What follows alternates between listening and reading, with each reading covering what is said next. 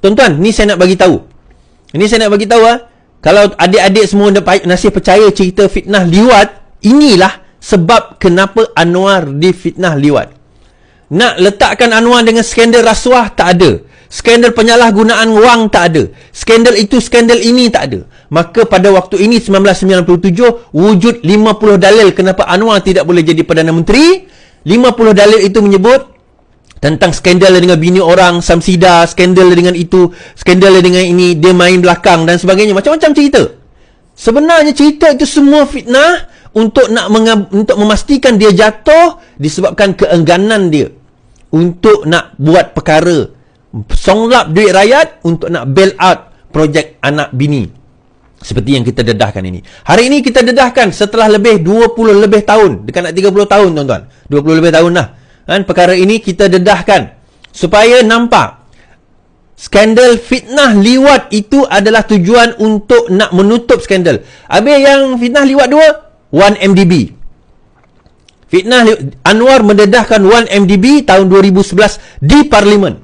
Fitnah liwat 2 digunakan untuk kenakan Anwar pada waktu itu. Baik, kita pergi kepada poin ini. So akhirnya dia daripada KPB dia minta perbendaharaan tak boleh, Anwar tak bagi, so akhirnya dia minta dekat Petronas. Apabila mengetahui bahawa Mahathir berhasrat menggunakan Petronas untuk bail out KPB, defendant Anwar Ibrahim telah berjumpa dengan Mahathir untuk menyuarakan bantahan beliau terhadap perkara yang sama. Tetapi Mahathir tidak mengendahkan bantahan Anwar dan menyatakan bahawa Petronas berada di bawah kawalan perbendaharaan.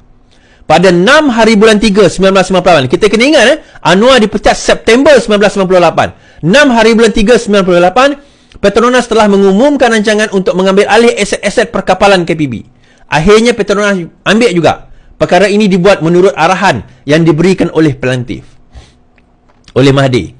Pada masa itu Petronas berada di bawah kawalan dan arahan Mahathir menurut Seksyen 3 Akta Petroleum 1974 kerana beliau adalah Perdana Menteri. Perdana Menteri adalah pengurusi ataupun patron kepada Petronas. Sebagai Perdana Menteri, Mahathir juga mempunyai kuasa untuk mengeluarkan apa-apa arahan yang diberikan. Mahathir juga mempunyai kuasa untuk mengeluarkan apa-apa yang difikirkan sesuai kepada Petronas. So, nak membuktikan bahawa 22 bulan tu memang dia bail out anak dia. Pada hari yang sama, 6 hari bulan 3, MISC telah memeterai 2 dokumen persefahaman MOU bersama dengan Petronas dan KPB. Defendant menyatakan bahawa objektif untuk MOU adalah memudah atau facilitate pengambil alihan aset-aset KPB melalui pembayaran tunai kepada KPB. Kita kena ingat KPB tadi ada net liability sebanyak 400 lebih juta. Okay? So MOU itu, memorandum persamaan dengan Petronas ini adalah MISC akan mengambil alih Petronas Tanker daripada Petronas. Pertimbangan pengambilan Petronas Tanker akan diselesaikan dengan pengeluaran saham baru kepada Petronas. Dia bagi saham. Setelah pengeluaran saham baru oleh MISC kepada Petronas, MISC akan menjadi anak syarikat kepada Petronas. MOU dengan KPB pula, MISC akan ambil alih syarikat Pacific Basin Box Shipping Limited yang dikenali sebagai PNSL Limited daripada KPB dengan 48.4% MISC juga akan mengambil alih daripada PSN Berhad yang merupakan anak syarikat milik penuh KPB. 51% kepentingan ekuiti yang dimiliki oleh PNSL dalam Asia LNG Transportation dan juga Asia LNG Transport 2 Sdn Bhd. 9 buah kapal dan 2 kapal yang baru dibina dikendalikan oleh PNSL. Yang ni dia akan ambil alih. Okay? Pada 12 hari bulan 11. Okay? 12 hari bulan 11, Anwar dipecat bulan 9. 2 bulan kemudian, transaksi 2 bulan setelah Anwar dipecat sebagai Menteri Keuangan dan kemudian Mahathir mengambil alih sebagai Menteri Keuangan. Kita kena ingat Mahathir ambil alih daripada Menteri Keuangan sebagai Menteri Keuangan. Okey, Mahathir ambil alih sebagai Menteri Keuangan. Itu kita kena ingat. So, pengambil alihan tersebut, masa bila pengambil alihan tersebut? Pengambil alihan tersebut berlaku pada setelah Anwar Ibrahim dipecat dan sebagai Menteri Keuangan. Okay, ini yang perkara yang kita kena faham. Setelah mengambil alih pada bulan 11, 9 dipecat, bulan 11 Anwar sebagai Menteri, Mahathir sebagai Menteri Keuangan. Mahathir sebagai Menteri Keuangan, telah berlaku antara MISC, KPB dan syarikat penuh KP PNSLB Berhad. MISC telah mengambil alih PNSL Limited daripada KPB dengan pemberian tunai sebanyak 55 juta USD atau 209 juta. Kemudian MIC juga telah mengambil alih equity dan aset anak syarikat KPB dengan nilaian 165 juta USD atau 627 juta ringgit, membawa kepada hampir 1 bilion ringgit transaksi. Okey, yang ini boleh baca sendiri, 51% ini. Okey. Anwar menyatakan bahawa transaksi MIC KPB telah berlaku di bawah bidang kuasa Mahathir semasa beliau Perdana Menteri dan Menteri Keuangan. Anwar dipecat September, dia ambil alih bulan 11, dia selesaikan perkara ini.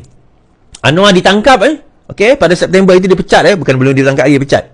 Menurut transaksi, KPB telah menerima sejumlah 220 juta USD ataupun 836 juta ringgit daripada MIC Petronas untuk tahun kewangan pada 1998 Disember.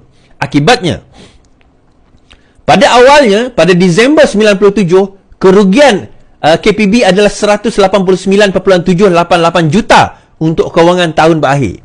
Disebabkan oleh transaksi yang dibuatkan oleh Mahathir tadi, disebabkan Mahathir buat benda itu semua, KPB kemudian melaporkan keuntungan sebanyak 126.53 juta ringgit dalam masa setahun. Disember 97 tadi dia rugi 189 juta.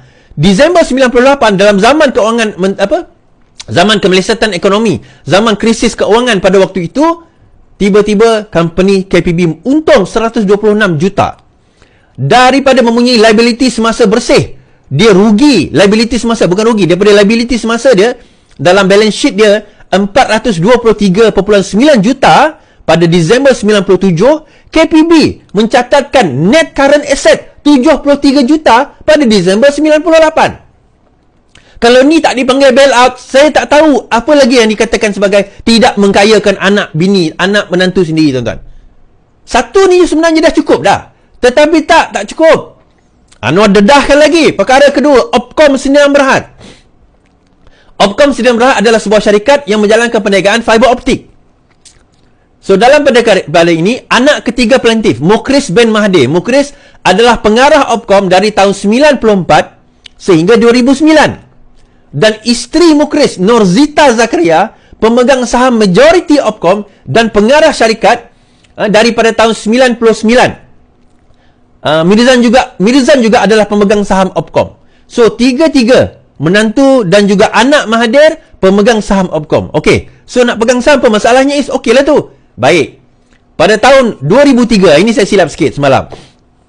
Mahathir meletak jawatan sebagai menteri dan Perdana Menteri dan Menteri Keuangan pada penghujung 2002. Saya kata 2004 semalam. Tak, sebenarnya 2002. Tapi tak mengubah fakta. Pada tahun 2003, Menteri Keuangan pada masa itu adalah Jamaluddin Jarjis. Menteri Keuangan adalah Jamaluddin Jarjis. Telekom Malaysia Berhad telah mengeluarkan surat kepada Menteri Keuangan untuk meminta antara lain kebenaran mengadakan rundingan terus dengan Opcom. Telekom adalah sebuah syarikat berkaitan GLC di Menteri Keuangan memegang satu saham khas yang memberikan MKD kuasa untuk menolak keputusan lembaga pemegang saham yang lain. So, maksudnya golden share ni, tuan-tuan, walaupun kerajaan ada satu share je dalam Telekom, tetapi satu share itu dia ada kuasa veto.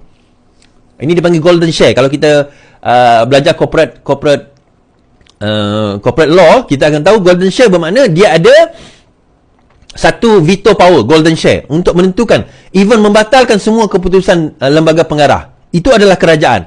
Dan di bawah Menteri Keuangan pada masa itu Jamaluddin Jarjis, dan pada masa itu mendapat arahan. Walaupun dia bukan Perdana Menteri, tetapi kita kena ingat, dia yang mengarahkan. Saya rasa dia masih lagi presiden, saya tak tahu presiden atau tidak, tapi pengarahan itu tetap datang daripada dia. Kita kena faham benda tu. Pada masa yang material, MKD berada di bawah kawalan dan arahan plaintiff, kerana beliau adalah Perdana Menteri dan Menteri Keuangan Malaysia. Okey.